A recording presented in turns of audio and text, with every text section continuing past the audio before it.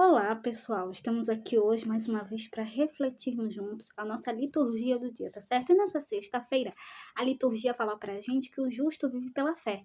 Então, nós seremos acolhidos por Jesus Cristo no reino dos céus pela nossa fé perseverante. Então, que nós possamos seguir firmes e fortes na nossa fé e também que nós possamos também seguir firmes e fortes, evangelizando, levando a boa nova da palavra de Deus, do Evangelho de Cristo a todos. E então a primeira leitura está em Gálatas, capítulo 3, versículo 7 a 14.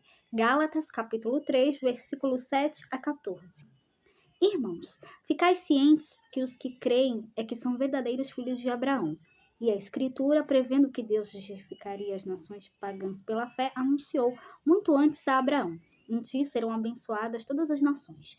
Portanto, os crentes são abençoados com o crente Abraão.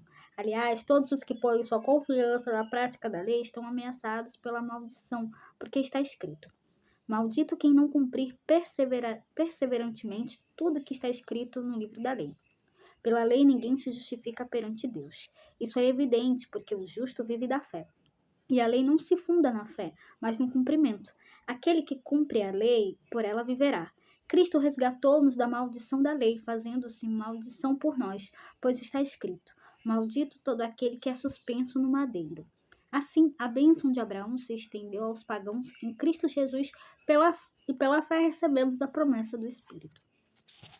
Então, na primeira leitura, Paulo admoesta a comunidade da Galácia que a justificação da pessoa humana vem da fé e não do cumprimento ritual, na maioria das vezes, puramente externo da lei. Ele recorda o patriarca Abraão como grande argumento de sua construção catequético-teológica.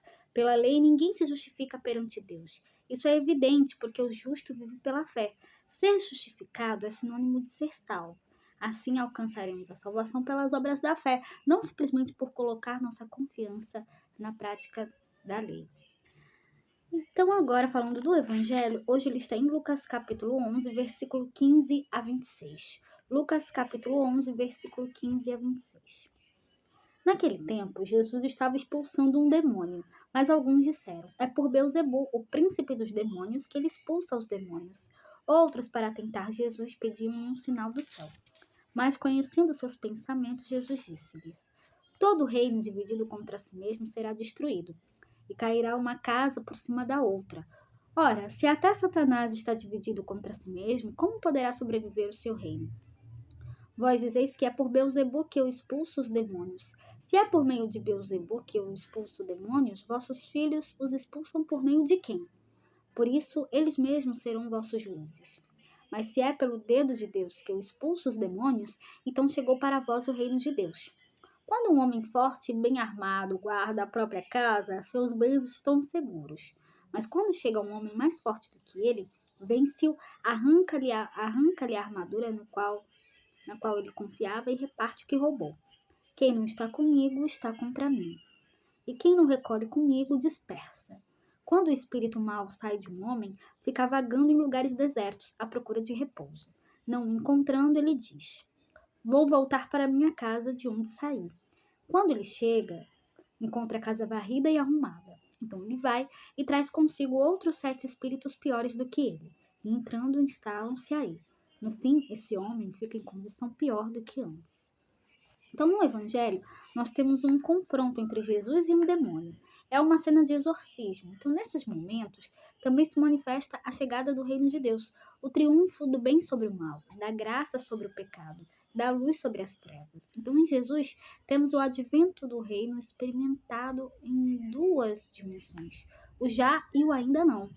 O reino dos céus se dá no já de nosso tempo, no agora da existência, com a presença do Senhor. Contudo, é ainda não à medida que não se realizou plenamente na existência humana. Então, uma boa imagem evangélica dessas 2 dimensões é o joio e o trigo.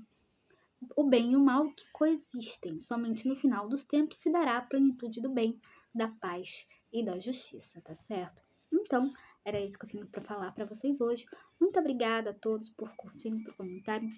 Aqueles que só assistem mesmo também agradeço. Espero que vocês tenham gostado dessa reflexão de hoje. Espero encontrá-los todos aqui amanhã, sábado, se Deus quiser, para continuarmos refletindo cada vez mais as leituras da Sagrada Escritura. Então, muito obrigada a todos e até a próxima, se Deus quiser.